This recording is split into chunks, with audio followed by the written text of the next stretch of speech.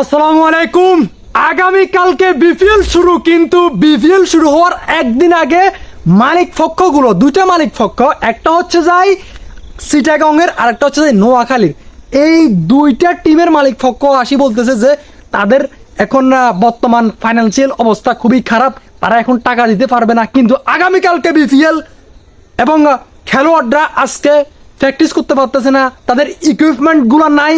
কালকে যে তারা মাঠে নামে খেলবে, হেলমেট, জার্সি, ফ্যাট এগুলো নাই।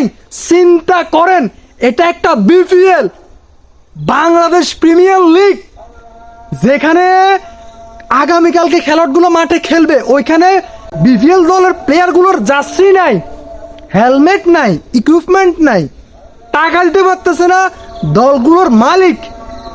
চিন্তা করেন কি ধরনের পরিবেশ তৈরি হয়েছে।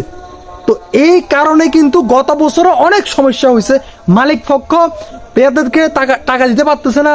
এই যে হয়েছে কার্যক্রম, ভাই দেশের বাইরে থেকে প্লেয়াররা আসে আমাদের বাংলাদেশে বিপিএল খেলার জন্য। আপনি যখন তাদেরকে টাকা দিতে পারবেন না, তখন আপনার দেশের সম্মানহানি হবে, আপনার বিপিএল এর মান নিচে নেমে যাবে না। এগুলো বিসিবি জানে না? হ্যাঁ, জেনেছে, দেখেছে, হয়েছে, তাদের কিছু করার ছিল না গত বছর। এরপরে তারা এই বছরে সুন্দর করে আয়োজন করার জন্য মিটিং করেছে, দলগতভাবে বসেছে, কিন্তু বসার পরেও আজকে এই অবস্থা। কালকে বিপিএল শুরু, বিপিএল দলগুলোর মালিক বলতেছে বিসিবি কে তাদের টাকা নাই, এবং বাধ্য হয়ে বিসিবি সিলেটের কাছ থেকে, চট্টগ্রামের কাছ থেকে তাদের দলটা নিয়ে নিছে, টেক ওভার করেছে বাধ্য হয়ে। ফর দ্য ফার্স্ট টাইম এ ধরনের ঘটনা আসলে ঘটছে। হ্যাঁ, কিন্তু এই চিটাগং নিলামে নাইম শেখকে 1,10,00,000 টাকা দিয়ে নিয়েছে। কত হয়েছে কাজ কারবার। আমার কথা হচ্ছে যে ভাই, আপনারা যদি সার্ভার যদি না করতে পারেন, টাকা যদি না দিতে পারেন, তাহলে কেন দলে এসেছেন, কেন দলটা নিয়েছেন, কেন বিপিএল এর মান নিচে নামাইতেছেন? আমার কথা হচ্ছে যে এটা আমার একটা কোশ্চেন আপনাদের কাছে, কেন আসলে তারা এগুলো নিয়েছে? এই যে নাইম শেখকে 1,10,00,000 টাকা দিয়ে নিয়েছে, নাইম শেখ এখন কি চিন্তা করতেছে? আমার কাছে তো মনে হয় না নাইম শেখ এখন চিন্তা করতেছে তার সবগুলো টাকা সে পাইবে। সে এখন হয়তো বা চিন্তা করতেছে যে হায় রে, নাম তো হইলো 1,10,00,000 টাকা, কিন্তু 10,00,000 টাকাও কি আমি পাবো কিনা, এটা তো সন্দেহ।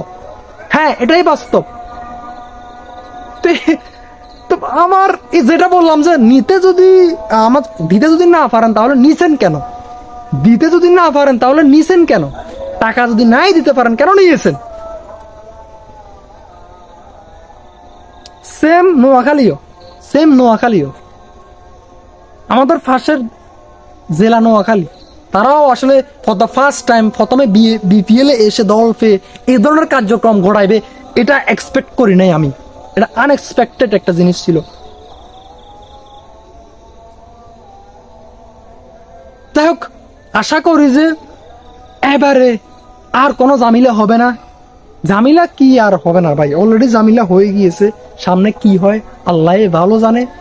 তবে যেহেতু বিসিবি দায়িত্ব নিয়েছে চট্টগ্রামের, তাহলে বিসিবি সুন্দর করে সবগুলা টাকা তাদেরকে দিবে, প্লেয়ারদেরকে দিবে, সবকিছু দিবে। অলরেডি আসলে এই যে সবকিছু করে ফেলছে, যেহেতু কালকে বিপিএল স্টার্ট, দায়িত্ব নিয়েছে বিসিবি, এবং যেটা যেটা করা দরকার, যেটা যেটা দেওয়া দরকার সবকিছু করে ফেলছে বিসিবি।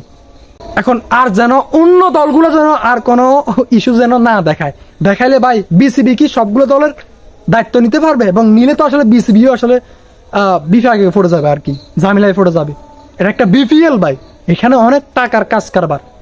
তো ভাই, না নিতে পারলে এগুলো নিবেন না নিতে পারলে, না করতে পারলে এগুলো করবেন না। দরকার পড়ে বিপিএল বন্ধ থাকবে 1 আসর 2 আসর, কিন্তু দেশের বাইরে থেকে একটা প্লেয়ার দেশে আসি খেলবে এবং তাকে আপনি টাকা দিতে পারবেন না। এন্ড অফ দ্য ডে দেশের বদনাম, বিপিএল এর বদনাম, এগুলো আমরা চাই না। আমরা ফ্যান্সরা আশা করি যে সুন্দরভাবে বিপিএলটা আয়োজন হোক, যাতে করে আসলে আমরা উপভোগ করতে পারি। বুঝতে পেরেছেন?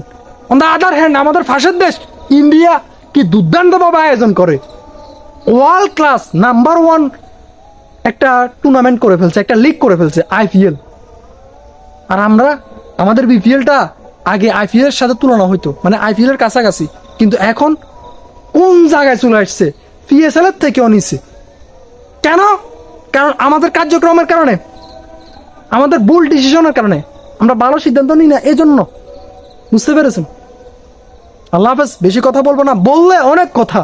বিপিএল কেন আজকে এই জায়গায় এসছে, এগুলো বললে একদম অনেক অনেক কথা। আর কিছু বলবো না, আমার ভুল ত্রুটি হলে ক্ষমা করবেন। আর আপনাদেরও আসলে মতামত জানতে চাই, কেন এসব হচ্ছে, এসবের দায়ভারটা আসলে কার, মতামত জানাবেন। আল্লাহ হাফেজ, আসসালামু আলাইকুম।